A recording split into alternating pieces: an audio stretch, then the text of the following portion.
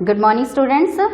तो आज पार्ट 2 भारत में राष्ट्रवाद अध्याय का जो कुछ पॉइंट्स हैं जो मैं आपको आज बताने जा रही हूँ।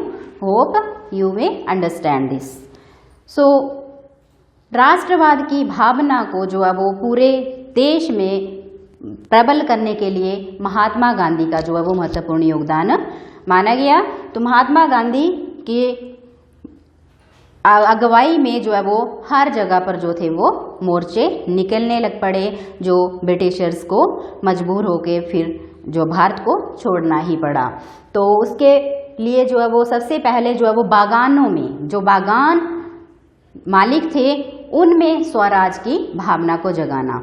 तो महात्मा गांधी 1921 में असहयोग आंदोलन जो शुरू किया था, तो उसके प्रभाव जो है वो गरीब अनपढ़ मजदूर जो थे वो समझ नहीं पाए। तो उन्होंने भारत के लिए, भारत स्वतंत्रता प्राप्ति करने के लिए जो है वो उन्होंने संघर्ष करना शुरू कर दिया। तो वो अपने बागानों को छोड़कर जो है वो महात्मा गांधी के साथ नहीं जा सकते थे। तो उन्होंने अपनी तरफ से ही आंदोलन को शुरू किया। तो उन्होंने क्या किया, उन्होंने हड़ताल करना शुरू कर दी, बागीचों में काम करना बंद कर दिया। तो जिससे जो है वो ब्रिटिशर्स और मजबूर हो गए कि मजदूरों को जो है वो उनकी पूरी जो ज़मीन जिस ज़मीन के मालिकाना हक जो है वो अंग्रेज़ों को है, ब्रिटिशर्स को है, वो उन ही किसानों को दे दिया जाए जो उस पर काम करते हैं। तो इस तरह से सभी मजदूरों को जो है वो ज़मीन भी मिली और वो उनको बागान के कार्य से छुट्टी भी मिली।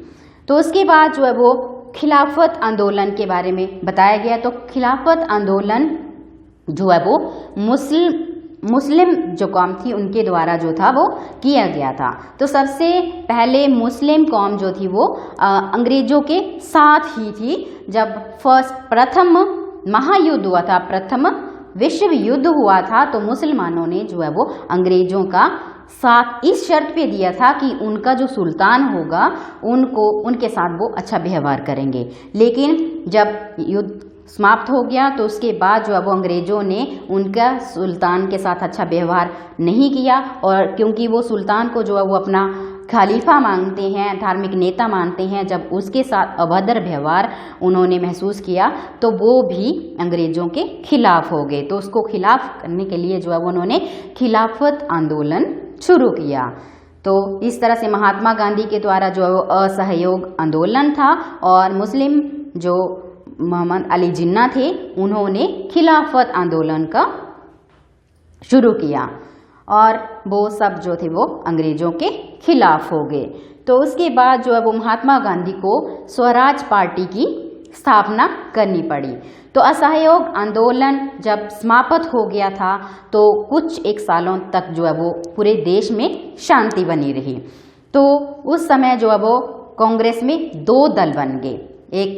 एक दल जो है वो स्वराज पार्टी के नाम से प्रसिद्ध हुआ और दूसरा जो दल उसके मुख्य नेता जो थे वो मोतीलाल नेहरू थे और चित्तरंजन दास थे।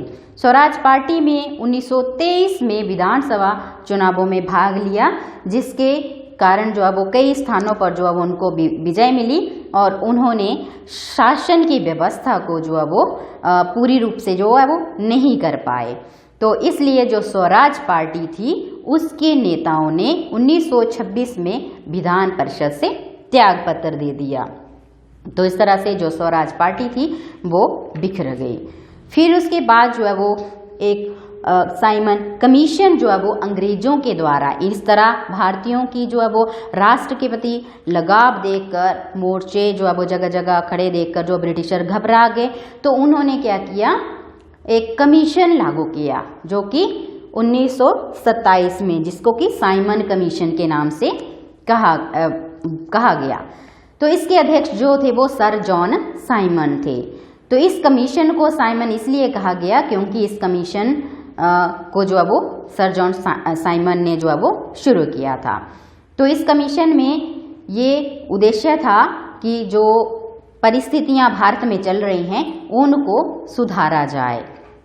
तो इस कमीशन में कई ऐसे भारतीय सदस्य भी शामिल थे, लेकिन अब जो ब्रिटिशर गवर्नमेंट थी वो भारत में जो वो संवैधानिक सुधारों को नहीं उसमें कोई रुचि नहीं रखती थी, क्योंकि अब जो भारतीय थे वो उनको अपना राज्य चाहिए था, अपना शासन चाहिए था, जिसके लिए वो जोर शोर से डटे हुए थे।